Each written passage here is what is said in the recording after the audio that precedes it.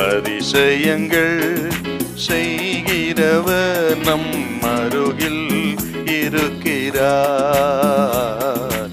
அற்புதங்கள் செய்கிறவர் என்றும் நமக்குள் வசிக்கிறார். ஆதியாகமம் 17ஆம் அதிகாரம் 5வது வசனம்.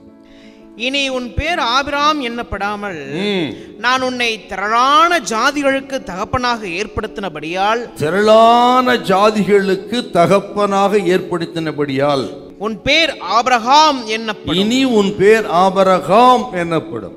ஆபிராம் என்றால் சிறந்த தகப்பன். ஆபிரகாம் என்று சொன்னா அநேக ஜாதிகளுக்கு தகப்பன். இப்ப ஆண்டவரை எப்படி பார்க்கிறாரு ஆபிரகாம? நீ ஒரு தனி மனிதனாக ஆண்டவர் பார்க்கல, அநேக ஜாதிகளுக்கு தகப்பனாய் கர்த்தர் ஆபிரகாமை பார்த்து சொல்ற, இனி உன் பெயர் ஆபிரகாம். அதே போல சாராளுக்கு சொல்றாரு 15வது வசனம். சாரா என்று சொன்னால் ராணி, சாராள் என்று சொன்னால் எல்லாருக்கும் ராணி அப்படின்னு அர்த்தம். அப்படி தனி ஒரு மனுஷியாய் மனிதனாய் இருக்கிறவனை தேசத்துக்கு உலகத்துக்கு தகப்பனாய் தாயாய் மாற்றுகிற தெய்வம் அவர். அப்படித்தான் ஆபிரகாமை பார்க்கிறார், சாராளையும் கர்த்தர் பார்க்கிறார். ஆபிரகாமின் மூலமாகத்தான் ஈசாக்கு, ஈசாக்கின் மூலமாகத்தான் யாக்கோபு, யாக்கோபின் மூலமாகத்தான் யூதா கோத்திரம், யூதா கோத்திரத்திலிருந்து தாவீது, தாவீதின் மூலமாக தாவீதின் குமாரன் இயேசு கிறிஸ்து இந்த உலகத்துக்கு வருவார், சிலுவைக்கு போய் மரிப்பார், இரத்தத்தினால முழு உலகம் விசுவாசத்துக்குள்ளே வரும். ஆகவே ஆபிரகாம் நீ தனி மனிதன் அல்ல, உனக்குள்ளே முழு உலகமும் இருக்கிறது.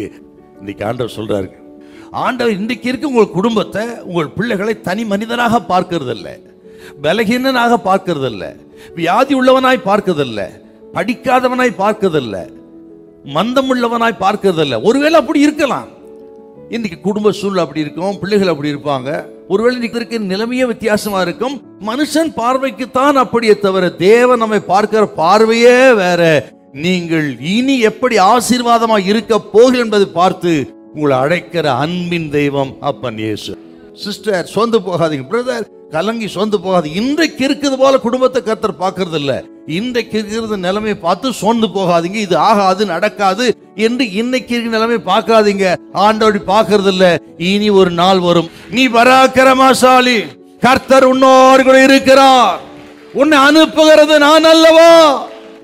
உனக்கு இருக்கிற இந்த பலத்தோடு இப்போ இன்னைக்கு இருக்கிற பலகீனங்கள், தோல்விகள், எதிரான சூழ்நிலைகள் அதெல்லாம் பார்த்து ஒரு தப்பான முடிவுக்கு வந்துடாதீங்க. அப்படி முடிவுக்கு வந்து பிள்ளைகளையோ மற்றபடி நடத்தாதீங்க, அல்ல புருஷனை பார்க்காதீங்க, மனைவியை பார்க்காதீங்க. ஆண்டவரின் பார்வை நமக்கு வேணும். அல்லேலூயா, ஹல்லேலூயா.